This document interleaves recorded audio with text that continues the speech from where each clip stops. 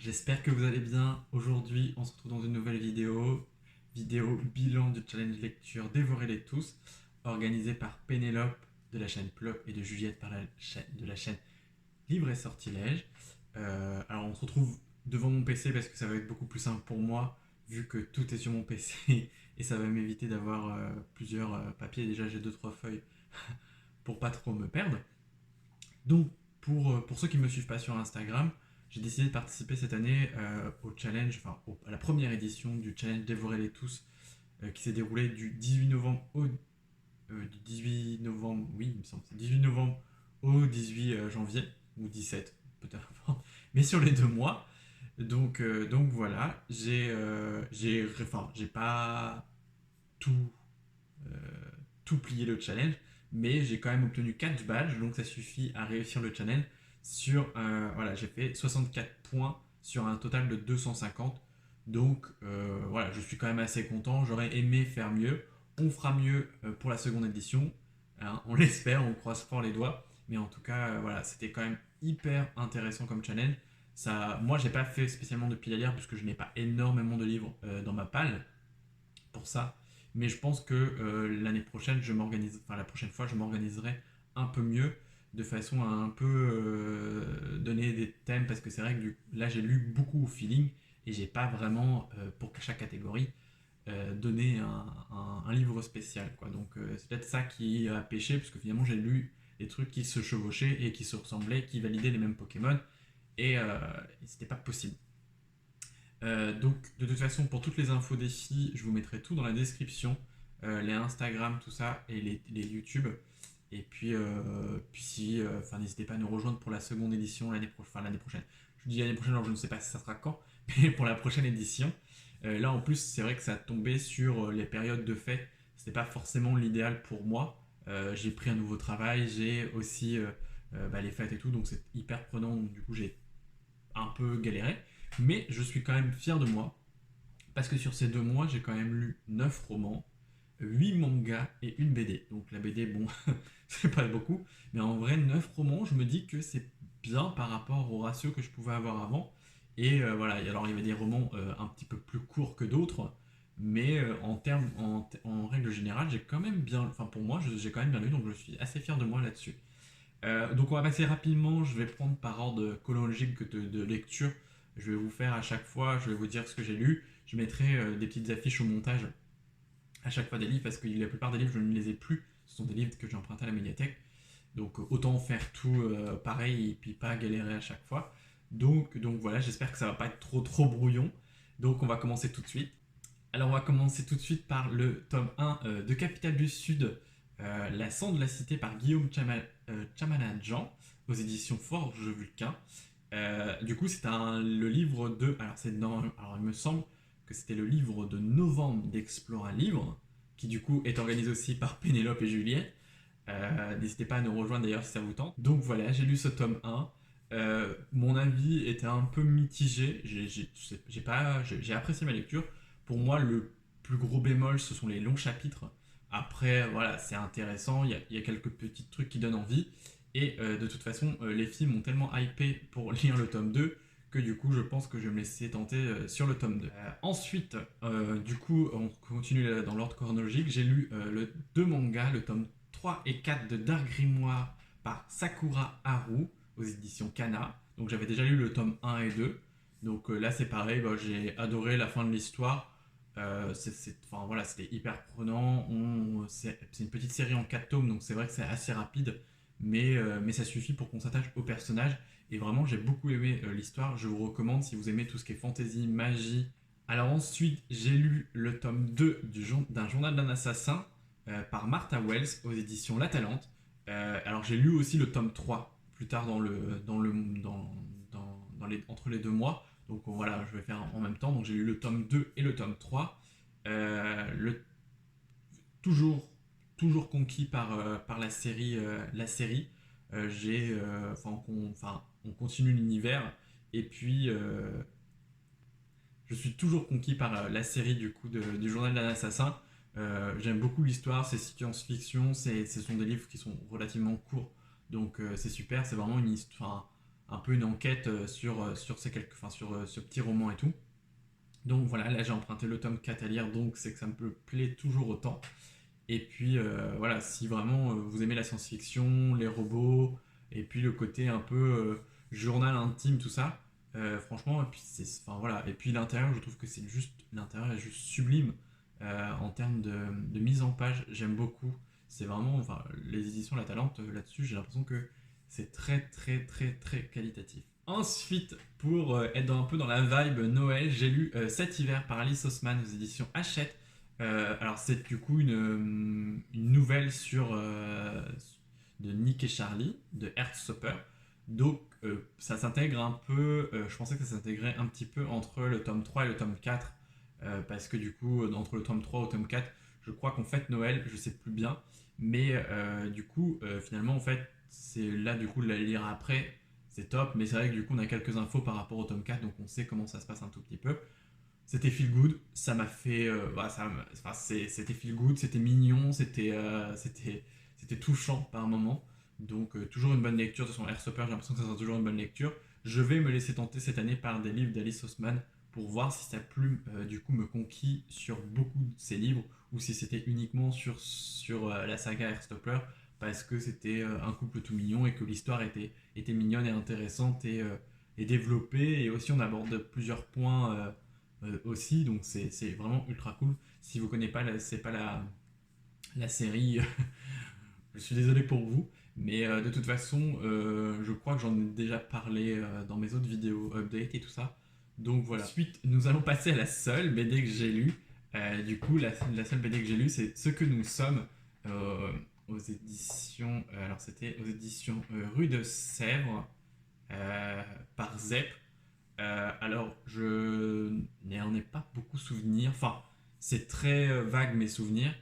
C'était une bonne lecture. C'était pas non plus le truc le peu folichon. Je ne sais même pas d'ailleurs si ce livre m'a validé quelque chose. Il me semble que si, parce que si je l'ai mis dans la liste, c'est qu'il a dû me valider quelque chose. Mais je ne sais plus quoi, comme Pokémon.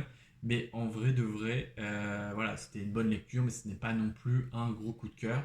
C'est intéressant, ça reste une BD, une lecture rapide, et on aborde un peu un sujet un peu paria en fait. Quand on sort de la société, quand on rentre plus dans les codes et qu'on rentre plus dans les cases, bah, finalement on devient un paria alors que bah, y a pas grand chose qui nous sépare quoi. Donc voilà, c'était quand même une lecture assez intéressante. Et en plus de ça, c'est un emprunt à médiathèque qui était dans ma wishlist parce que j'en avais entendu parler et du coup je l'ai emprunté, je l'ai lu. Donc voilà, il est parti de ma wishlist. Ensuite, en manga, j'ai lu alors les deux premiers tomes de Clévatès, alors par Yuji Iwahara, aux éditions Kion. Franchement, c'est un début hyper prometteur. J'aime beaucoup l'histoire. En plus, les couvertures sont, je trouve, juste sublimes. L'histoire est hyper intéressante. On suit l'aventure du coup d'un prince des ténèbres qui du coup protège un petit garçon qui est l'héritier du trône. Donc du coup, il en profite pour le protéger et pour voir ce que ça donne. Et en gros, dans le tome 1, on nous explique que le maître des ténèbres peut anéantir le monde, uniquement voir si les hommes sont à la hauteur ou pas, et si vraiment les hommes sont pas à la hauteur, il l'anéantira tout le monde. Donc voilà, hâte de connaître la suite. Là, c'est les deux premiers tomes, le troisième est en parution apparemment. Donc voilà, j'ai hâte de continuer la saga. Donc ça c'est pareil, ce sont des emprunts médiathèques, mais je pense qu'ils vont finir sur ma wishlist pour que je puisse me les procurer très rapidement. Ensuite, du coup, vous avez dû pouvoir voir, si vous êtes sur Instagram, vous avez vu ma chronique sur Jack et la grande aventure du cochon de Noël par J.K. Rowling aux éditions Gallimard. C'est une aventure toute mignonne de Noël, c'est très mignon. Au début, j'étais pas très très convaincu parce que c'est très très très jeunesse. Et puis finalement, à la fin, on aborde quand même des thèmes qui sont relativement posés et plus jeune adulte. Enfin, il faut avoir un minimum de réflexion pour comprendre un peu ce qui se trame derrière l'histoire. Donc voilà, c'était un bon petit roman de Noël, lecture plutôt rapide. C'est juste que moi, je l'avais mis en pause parce que bah, quand j'ai vu que j'accrochais pas au tout début, j'ai dit bon, je le laisse de côté. Puis j'ai quand même voulu le finir. Donc voilà, j'ai quand même passé un très bon moment parce que relativement sur le livre addict, j'ai mis 15 sur 20. Donc je pense que si j'ai mis 15 sur 20, c'est qu'il est valé. Ensuite, en manga, j'ai lu Seven Deadly Sins, du coup, par Nakata Suzuki, aux éditions Pika. C'est un petit manga que j'avais acheté en promotion, sans savoir où j'allais. Et évidemment, j'ai envie de connaître la suite, alors qu'il y a 1 milliard de tomes derrière. Donc on suit l'aventure d'un petit garçon qui est en fait pas un petit garçon. Donc voilà, il protège une princesse, ils partent à l'aventure. Donc c'est hyper intéressant, mais évidemment le tome 1 c'est que l'introduction de toute l'histoire. Donc forcément on n'en sait pas plus que ça, et du coup ça nous donne envie, enfin ça me donne envie en tout cas, de connaître la suite. J'ai lu du coup la deuxième nouvelle de Nick et Charlie. Après Noël, j'attendais du coup pouvoir lire la deuxième nouvelle de Nick et Charlie par Alison Sussman, et toujours aux éditions Hachette. Là du coup, ça a été un petit coup de cœur sur cette nouvelle-là, sur cette nouvelle, parce que on est 2 ans après, plus ou moins, l'histoire, et du coup, ils ont grandi, Nick et Charlie ont grandi, ont évolué, et font place à de nouveaux problèmes, en fait, mais plus adultes, en fait, plus adultes, et du coup, plus de mon âge. Donc, c'était vraiment très intéressant. J'ai vraiment beaucoup aimé, et ça m'a, pareil, toujours, hein, Heartstopper, ça a toujours été un truc hyper mignon. Donc, franchement, c'était vraiment cool. C'était vraiment une bonne petite histoire. Je suis toujours un petit peu déçu que ça ne dure pas plus longtemps, parce que c'est vrai que les petits livres comme ça, où il y a très peu de pages et ça se lit assez rapidement, parce que c'est écrit relativement gros, forcément c'est un peu frustrant, parce qu'on a toujours, moi en tout cas j'ai toujours envie d'en savoir plus. Pour bien commencer l'année, j'ai lu Mes vies de drague par Gaëtan Ballister, en auto-édition. Alors ça, je vous en ai fait une vidéo dédiée, je vous la mets dans le petit i, et je n'en parle pas plus parce que j'ai pas envie de me répéter une énième fois, et qu'il y a une vidéo dédiée. Donc si vraiment le monde du drag vous intéresse, mon avis vous intéresse, je vous laisse aller regarder la vidéo juste après celle-ci, ou mettre celle-ci en pause et aller la voir et revenir. Mais franchement, ça a été un très très très très gros coup de cœur. Ce roman, ça a été vraiment une pépite pour moi. J'ai commencé du coup une nouvelle série de manga à ma médiathèque, le tome 1, 2 et 3 de Villain Saga, par Makoto Yukimura, aux éditions Kurokawa. Kurokawa. Après, voilà, mon accent n'est pas très très très bon, mais c'est toujours difficile les noms de manga. C'est une série basée sur les Vikings. Il y a de la baston. J'en parle dans mon vlog, du coup, mon ridaton, si vous voulez un peu plus savoir. Mais voilà, j'aime beaucoup. C'est baston, c'est chill, c'est intéressant, c'est un univers moi qui me plaît. Donc voilà, je continue. Et ça m'a quand même validé quelques petits Pokémon, il me semble. Enfin, de toute façon, tous les livres ont quasi validé tous les Pokémon, sauf en fait les tomes 2. Enfin, les tomes 2 et 3, en fait, à chaque fois, ne m'ont pas validé des Pokémon, évidemment, vu que j'avais déjà lu les autres, donc voilà. Mais voilà, je pouvais pas m'arrêter sur un ou deux tomes.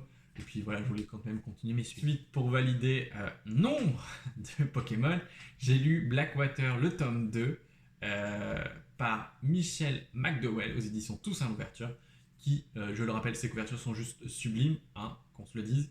Il n'y a pas à débattre, elles sont sublimes. Le format poche est nickel, le prix est nickel, tout va bien, l'histoire est hyper prenante. J'étais un peu sceptique à la fin du tome 1 parce que on m'a dit que c'était un peu fantastique, horrifique, et moi l'horreur c'est pas du tout mon dada, mais finalement voilà, ça reste le tome 1 ça reste light, le tome 2 ça reste tout autant light, donc à voir comment ça se passe.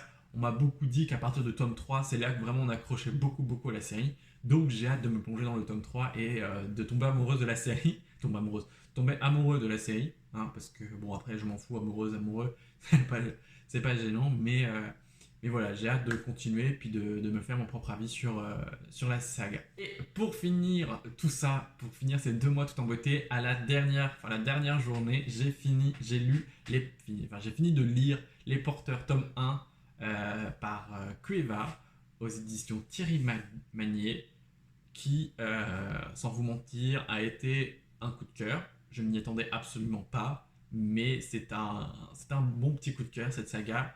Je vais en faire une vidéo dédiée en fait. Là, j'ai lu le tome 2, donc je vais lire le tome 3 très rapidement et j'en ferai une vidéo dédiée pour vous en parler un peu plus, parce que ça a vraiment été une saga que je m'attendais absolument à rien, et j'avais acheté parce que j'en avais entendu parler, je l'avais acheté d'occasion. Je m'y suis plongé pour voilà, changer un peu de tout ce que je peux lire un peu fantastique, et je voulais changer un peu d'univers. Et bah voilà, coup de cœur comme ça, comme ça. Et donc voilà, c'est tout pour moi. Je remercie du coup Juliette et Pénélope pour ce challenge. C'était hyper intéressant. Je suis un peu déçu quand même de ne pas avoir eu le maximum de points. Mais en fait, je pense que c'est juste une organisation. Je pense que j'ai lu pas mal de livres, mais que finalement, il aurait fallu que je m'organise absolument un peu plus et que je lise peut-être plus parce que j'avais un peu moins de temps pour lire. Mais il fallait que je m'organise plus dans une pile à lire, vraiment en choisissant vraiment tous les Pokémon, enfin tous les Pokémon, oui, en sélectionnant un livre pour les Pokémon en fait à chaque fois, et pas juste des fois j'ai un livre qui m'a validé un seul Pokémon par exemple. Donc voilà, c'était un peu triste, mais voilà, c'était quand même hyper intéressant. J'espère que la prochaine fois que je participerai au challenge Dévorer les tous, je m'y attellerai beaucoup plus et j'essaierai de battre mon record de 64 points. Oui, 64 points. J'espère que cette vidéo vous a plu et puis je vous dis à très bientôt dans une nouvelle vidéo. Bye!